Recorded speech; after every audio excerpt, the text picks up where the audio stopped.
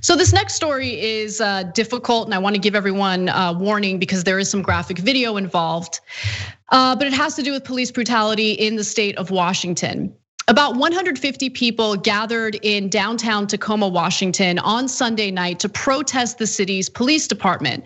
Now, protesters could be heard chanting "Free them all" and blocking roads as they marched near the site where an incident occurred, and the incident involved a cop who decided to run people over. Now let's take a quick look at the first video.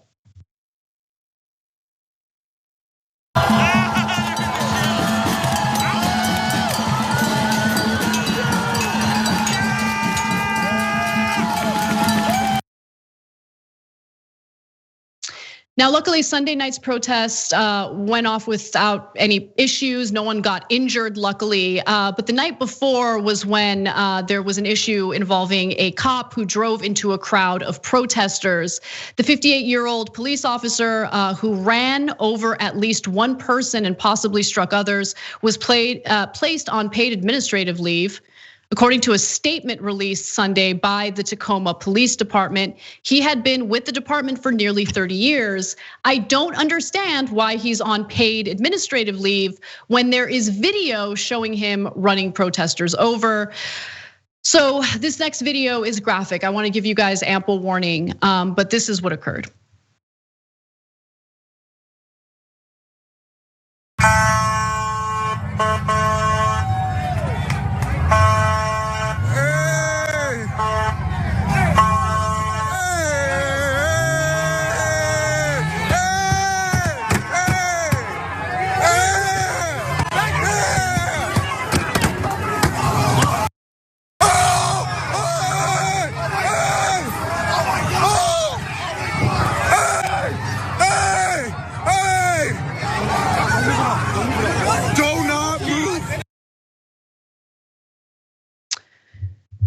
So the protests that were taking place on Saturday night had to do with the police killing of a 33-year-old named Manuel Ellis. He was killed by cops last March. And that was the response that they received from this 30-year police veteran with the Tacoma Police Department. Ben, before I provide more details to this story, I wanted you to share your thoughts.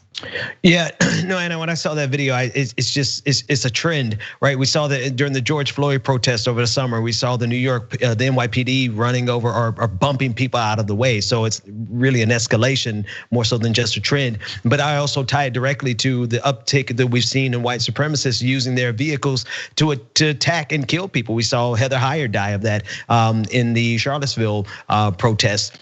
So I just feel like this is an escalation in terms of the disrespect for humanity, for human life. Because if you fear for your life and you're inside of a 2-ton vehicle or however heavy it is, you fear for your life enough to actually almost take someone else's life. I don't think you need to be in that line of work.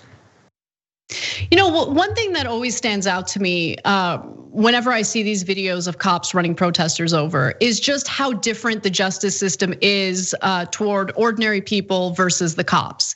Because the one time I served on a jury, it had to do with a woman who got upset with a parking attendant who just simply wanted her to pay her, parking, ticket before leaving.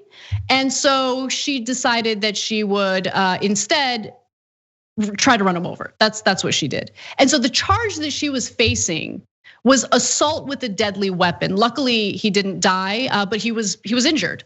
So it's considered assault with a deadly weapon in a court of law, except if you're a cop. If you're a cop, then you go on paid administrative leave until what? Everyone forgets about it and then he's reinstated. That's what happens when it's cops.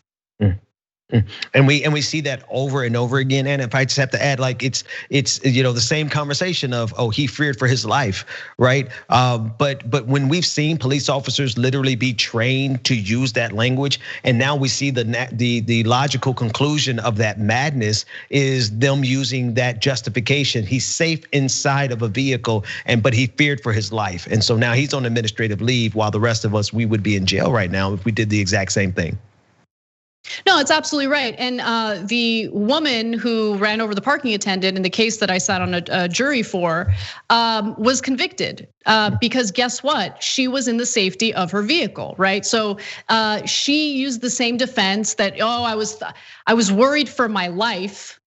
And so I decided that as a person who has this deadly weapon, the vehicle, I needed to protect my life by running over an unarmed parking attendant. Like again, that defense does not hold up in a court of law for average people. And it shouldn't, You can't go around running people over because you don't want to do something or whatever. And for some reason in this case, I don't see anything about charges. We can't even get the guy fired from the police department. He's getting paid right now. He's on vacation. Like that's it's crazy. It's absolutely crazy. So we'll keep an eye on this story and provide updates as we learn about them. But I'm really happy that the protesters were undeterred and they decided to show up on Sunday night to continue protesting. And as you guys saw from that first video, the environment seemed I don't want to say uplifting, but I was really happy to see that people weren't intimidated. They showed up. No one was hurt because guess what? If the authorities don't do provocative things or engage in acts of violence against the protesters, there's no violence. They have the right to assemble. Thanks for watching the Young Turks. Really appreciate it. Another way to show support is through YouTube memberships. You'll get to interact with us more. There's live chat emojis, badges. You've got emojis of me, Anna, John, JR. So those are super fun. But you also get playback of our exclusive member-only shows and specials right after they air. So all of that, all you gotta do is click that join button right underneath the video. Thank you.